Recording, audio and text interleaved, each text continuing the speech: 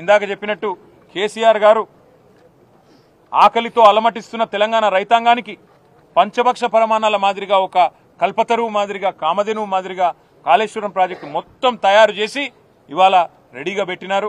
మేము నడిపించి చూపెట్టినాం. మీరు చేయవలసిందల్లా ఒకటే, ఈ పంపులు వెంటనే ఆన్ చేయండి.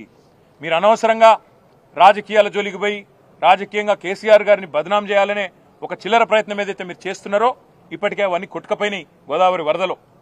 ఇవాళ మీరేమైతే అడ్డమైన మాటలు మాట్లాడినరో అవన్నీ తప్పుడు ప్రచారాలని చెప్పి ప్రజలకు అర్థమైపోయింది.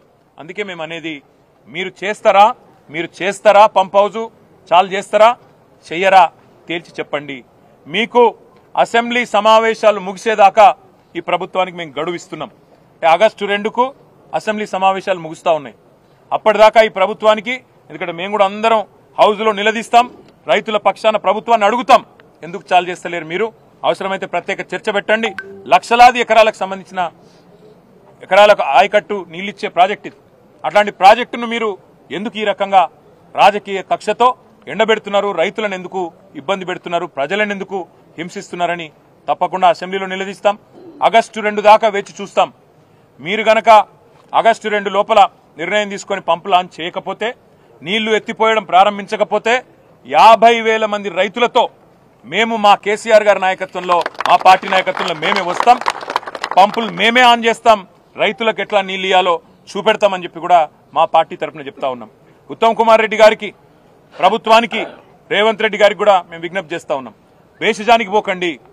దయచేసి రాష్ట్ర ప్రయోజనాలు ముఖ్యం, రైతు ప్రయోజనాలు ముఖ్యం తప్ప మీరు ఎట్టి పరిస్థితుల్లో కూడా మీరు అనవసరంగా రాజకీయం కోసం కేసీఆర్ గారిని బదనాం చేయాలనే ఆలోచనలో భాగంగా ఈ చిల్లర మాటలు మానుకోండి, ఈ విష ప్రచారం మానుకోండి. 4.5 ఏళ్ల పాటు మనం ప్రజల కోసం కష్టపడదాం. మీరు అధికారంలో ఉన్నారు, ప్రజలు మీకు అవకాశం ఇచ్చినారు, అది మీ అదృష్టం. పదవిని వినియోగించండి, అధికారాన్ని సక్రమంగా వినియోగించండి, సద్వినియోగం చేయండి. రైతులకు నీళ్ళు ఇవ్వండి, గొంతెండుతున్న పల్లెలకు నీళ్ళు ఇవ్వండి, అదేవిధంగా పరిశ్రమలకు సరిపడా నీళ్ళు ఇవ్వండి. తప్పకుండా మీరు గనక స్పందించకపోతే మళ్ళీ చెప్తా ఉన్నాం, రైతులతో పెద్ద సంఖ్యలో మేమే బయలుదేరి వస్తాం. మా పార్టీ తరఫున వచ్చి తప్పకుండా మరి పంపులు మేమే ఆన్ చేస్తాం.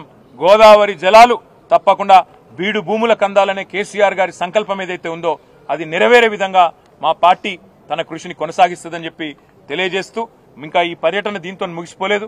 ఇక్కడ నుంచి మేము మేడిగడ్డ బరాజ్ సందర్శన కూడా పోతా ఉన్నాం. అక్కడ 10 లక్షల క్యూసెక్కులు ఈరోజు కిందికి వృధాగా పోతా ఉన్నాయి, సముద్రంలో కలిసిపోతా ఉన్నాయి. దాన్ని కూడా మీ ద్వారా, పత్రికా మాధ్యమాల ద్వారా, మీడియా ద్వారా ప్రజలకు తప్పకుండా చూపెడతాం. పైన గొంతెండుతున్న గోదావరి పరివాహక ప్రాంతాన్ని మీ ద్వారానే నిన్న చూపెట్టినాం. ఈరోజు కింద వృధాగా పోతున్న నీళ్లను కూడా చూపెడతాం.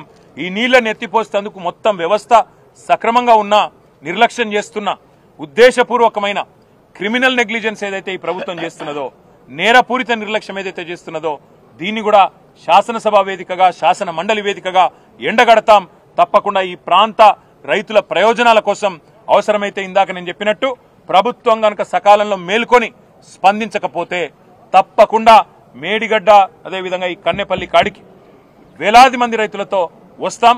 వచ్చి ఈ పంపులను ఆన్ చేసి గోదావరి నీళ్లను తెలంగాణ బీడు భూములకు తప్పకుండా అందిస్తామని చెప్పి కూడా తెలియచేస్తూ, మీరు కూడా దయచేసి పాత్రికేయ మిత్రులు మాతో పాటు మేడిగడ్డకు కూడా రావాలా బరాజ్ కూడా అని చెప్పి విజ్ఞప్తి చేస్తూ